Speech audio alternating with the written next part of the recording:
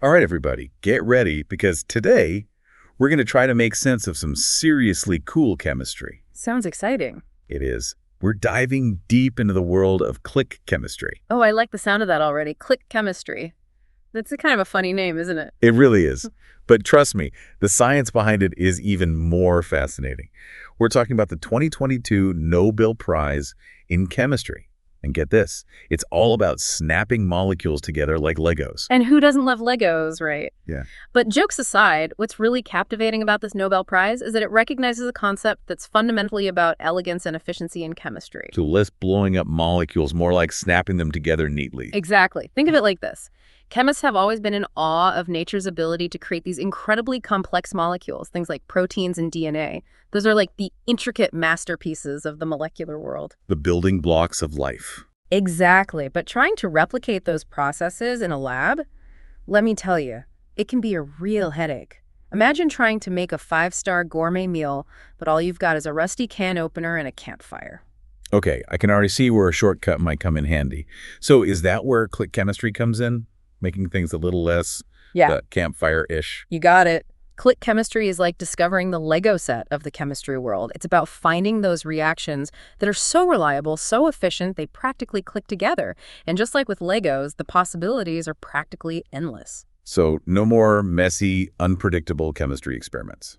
Not quite. But the idea is to make the whole process of building new molecules, from medicines to materials, way more predictable and efficient. And that opens up a world of possibilities for all sorts of amazing advancements. And that's where our Nobel Prize winner, Barry Sharpless, enters the picture, right? He's like the architect of this whole click chemistry revolution. Exactly. Sharpless was brilliant. He looked at all the struggles chemists were having, and he thought, there has to be a better way. Yeah.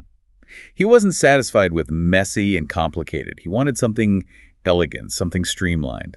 And most importantly, he wasn't afraid to completely shake things up and imagine a whole new approach to chemistry. He really did change the game. So how did he do it? How do you even begin to simplify something as complex as chemistry? Well, he started by laying down some ground rules, some guidelines for what would make a reaction qualify as click chemistry. Ground rules for chemistry. Now, that's something I didn't expect to hear today. Right. It does sound a little strange at first.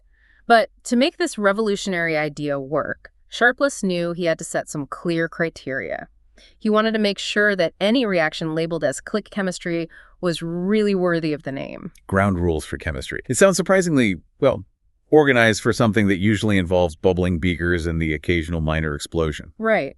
But that's the beauty of Sharpless's vision. He knew that for click chemistry to be truly revolutionary, it had to have that elegance and reliability. So he basically said, okay, chemistry, you need to follow these rules if you want to be part of this click club. Exactly. He laid out specific criteria for these click reactions. They had to be reliable, of course, efficient, happen in easily accessible conditions, like room temperature, stuff you can find in a regular lab, not some crazy specialized equipment, and maybe most importantly, be widely applicable. So not just any old reaction could be considered a click. It had to be like the best of the best, the cream of the crop of chemical reactions. That's a great way to put it. It's about finding those special reactions that are almost like molecular soulmates, you know? They just fit together perfectly with minimal energy required and can be used to build an incredibly diverse range of molecules. Okay, now I'm dying to know what reaction actually made this whole click chemistry thing take off. That's where our second Nobel Prize winner enters the picture, Morten Meldal. And the funny thing is, he kind of stumbled upon this reaction. He wasn't even specifically looking for it at the time. A happy accident for the world of chemistry. Tell me more. So Meldal, he was working on building these large libraries of potential drug molecules, which, by the way, is a super tedious process. Yeah, I can imagine. Basically, you're just throwing a bunch of different chemical combinations together and seeing what sticks, right? Pretty much. It's like being a molecular chef, trying out different ingredients to find that perfect recipe. And in the process of whipping up all these molecular concoctions, he stumbles upon. Yeah. What exactly? Well, he's working with these two very common chemical groups, alkynes and azides. Alkynes and azides. Okay, those words are ringing a very, very distant bell from high school chemistry class, but you're going to have to refresh my memory. No problem. Think of them like those Lego blocks, again, each with its own unique shape and way of connecting. Alkynes and acids, they're just groups of atoms arranged in a specific way that makes them behave in predictable ways. Gotcha. So it's all about how these little groups of atoms interact with each other. Exactly. And what Meldal found was that alkynes and acids, they kind of love to react with each other, like an unexpected but very welcome chemistry romance. A match made in a beaker. You got it. And here's the thing. This reaction was surprisingly clean and efficient, especially when copper ions were added to the mix. Okay, so was this one of those click reactions Sharpless had envisioned? Oh, it ticked all the boxes. It was reliable, efficient, and as we would later find out, incredibly versatile. All right, break it down for me. Alkynes, aldehydes, copper ions, how do they all come together to make this magical click happen? Picture it this way. You've got your alkynes and azides just hanging out, perfectly happy to exist on their own. But then you introduce a copper ion. The molecular matchmaker. Exactly.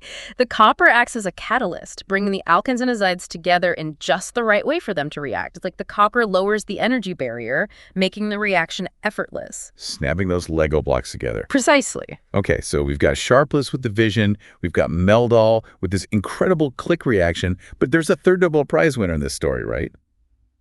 Where does Carolyn Bertozzi come in? Bertozzi, now she's amazing. She took this concept of click chemistry and asked a really bold question.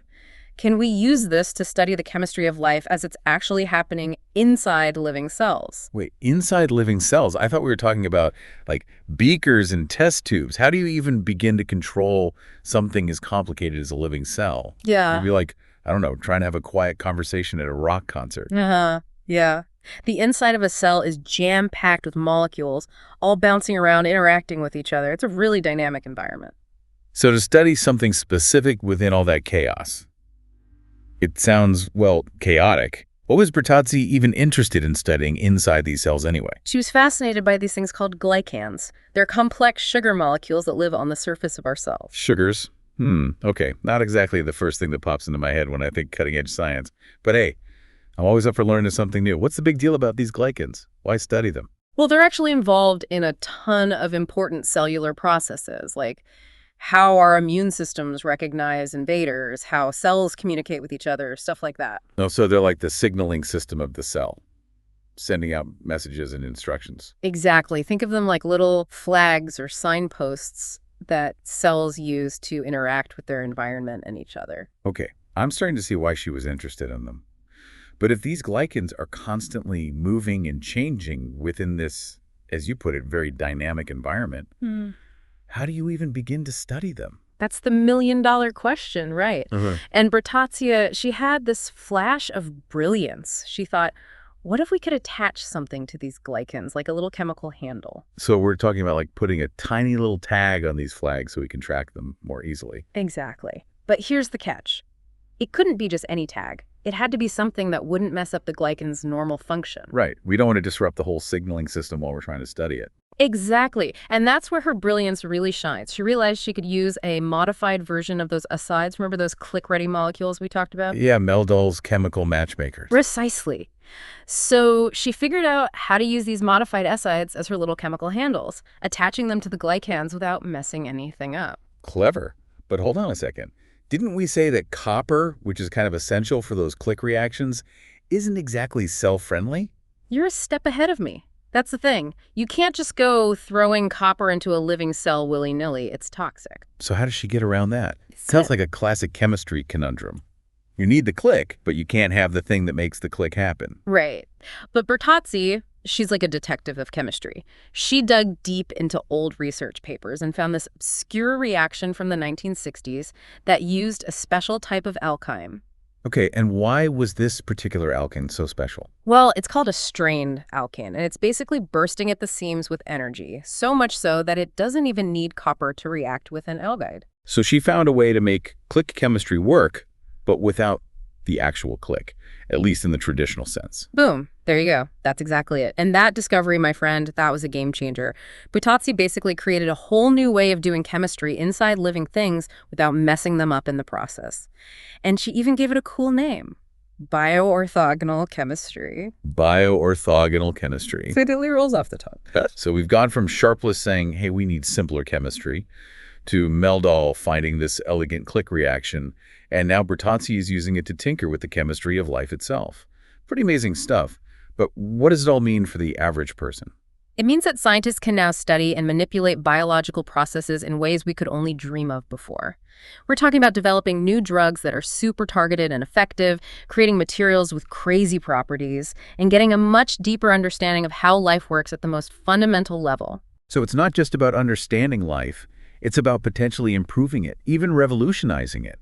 New medicines, new materials, a whole new world of possibilities, just from finding the right way to click molecules together. It's incredible. It really is. And to think, it all started because Barry Sharpless decided to ask a simple question.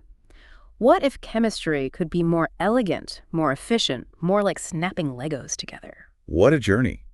We started with a Nobel Prize and ended up on the edge of a scientific revolution. It just goes to show, sometimes the smallest clicks can unlock the biggest discoveries. Until next time, stay curious, everyone, and remember, the future is just a click away.